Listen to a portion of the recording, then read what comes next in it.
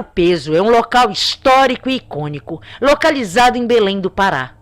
Inaugurado em 1625, no antigo Porto do Piri, a Casa de Ver-o-Peso, inicialmente, era apenas um posto de aferição de mercadorias e arrecadação de impostos, que ao longo do tempo tornou-se um importante centro de comércio na região, sendo o ponto de chegada de produtos da floresta amazônica destinados aos mercados locais e internacionais, e também o local onde os produtos europeus eram comercializados para abastecer o mercado regional. No século XVIII, Belém era o maior entreposto comercial da região, e o Ver-o-Peso era o coração desse movimento intenso de comércio de produtos. Com o passar dos anos, o lugar sofreu várias modificações para se adaptar às necessidades e gostos da Belle Époque, um período de cultura cosmopolita que marcou o fim do século XIX até a Primeira Guerra Mundial.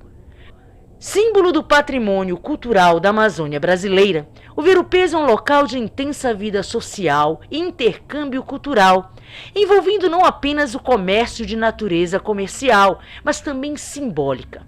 É um ponto de encontro de diferentes culturas, um local onde os saberes populares, as tradições e as histórias da região são preservadas e celebradas. E dentre essas histórias, ganham destaque inúmeros casos paranormais que ocorrem há anos no local e que recentemente ganharam foco na mídia nacional, após a atriz Letícia Spiller, que gravou algumas cenas no lugar para a segunda temporada do seriado Cidade Invisível, ter sido assombrada por manifestações poltergeist que foram presenciadas por ela e por toda a equipe de filmagem. Ela conta que estava no mercado de carne, gravando de madrugada junto com a equipe, quando percebeu uma luz acendendo e apagando, e uma das luminárias que começou a balançar do nada, sem nenhum vento que provocasse o fenômeno, pois apenas essa luminária oscilava, enquanto as demais permaneciam paradas, situação inusitada que chamou a atenção. Mas para quem já trabalha há muitos anos no Ver-o-Peso, os causos de assombração, como o povo fala, são muitos. Aparições materializadas de uma dama da Belle Époque com seu vestido branco e um belo chapéu de época é um fantasma costumaz que sempre é visto vagando por entre os biombos, onde a carne e o peixe são expostos. Outro cavalheiro de cartola também sempre aparece próximo ao banheiro. Ele anda de cabeça baixa e dificilmente deixa com que lhe vejam a face. Luzes que se apagam e se acendem sozinhas, objetos que se movem sem nenhuma força aparente. Trabalhadores antigos que já faleceram e sempre foram muito apegados ao local também são vistos circulando pelo espaço, que parece carregar uma energia muito densa.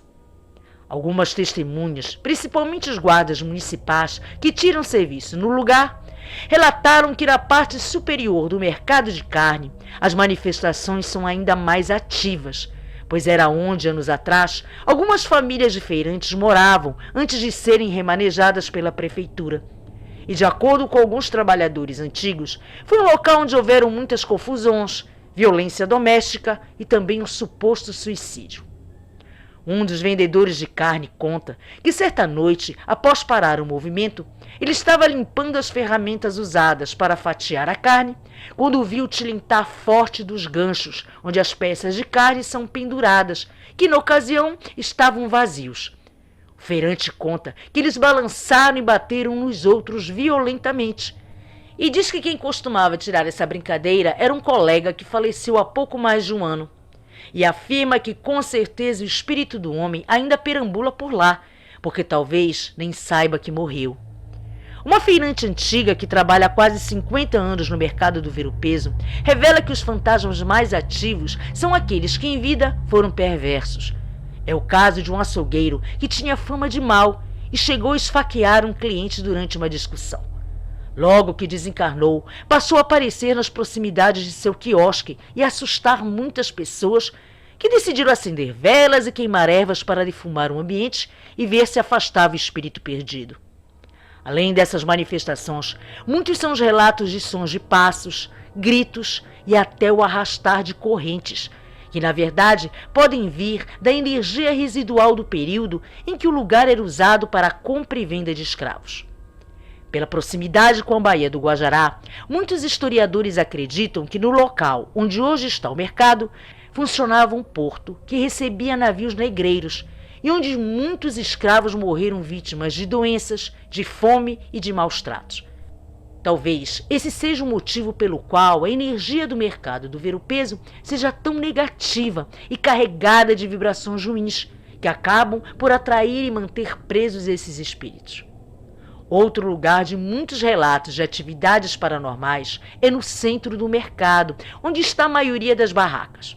Alguns feirantes que dormem no lugar para começar cedo na lida dizem que costumam ver as almas penadas de várias pessoas que morreram assassinadas ao longo de séculos de funcionamento do maior mercado a céu aberto da América Latina, principalmente próximo dos quiosques que vendem cachaça, uma vez que os espíritos daquelas pessoas que em vida foram dependentes de álcool, drogas e eram viciados por alguma coisa, continuam no plano espiritual procurando por aquilo que em vida lhes dava prazer.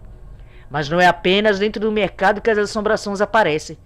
Bem próximo dali fica uma casa comercial antiga chamada Casa Chama, que literalmente, por coincidência ou não, pegou fogo várias vezes. Num desses incêndios ocorridos em 20 de dezembro de 1985, a proprietária do comércio de nome Vitória morreu queimada. E até hoje seu fantasma é visto por muitos na janela do andar superior do imóvel que foi restaurado. E ainda na vizinhança se encontra o prédio do primeiro necrotério de Belém, um estranho lugar onde cadáveres e peixes conviviam no mesmo cenário. A feira que funcionava enquanto os corpos eram preparados para os enterros foi mandado construir pelo intendente Antônio Lemos em 1899. Foi estrategicamente construído nesse lugar, à beira do rio, por preocupações com a higienização, que virou regra nessa virada de século em Belém. E onde até hoje frequentadores da Feira do Açaí, ponto turístico do Complexo Ver-o-Peso, podem ver vultos e ouvir sons estranhos vindos dessa pequena construção, por onde no início do século XX passavam todos os mortos da capital, os afogados que boiavam no cais do Ver-o-Peso ou morriam nos barcos. Então, não é à toa que Letícia Spiller, provavelmente sensitiva, captou toda essa energia pesada vindo do lugar e dos moradores invisíveis que espreitam pelos cantos seculares e mal iluminados do mercado do Ver-o-Peso.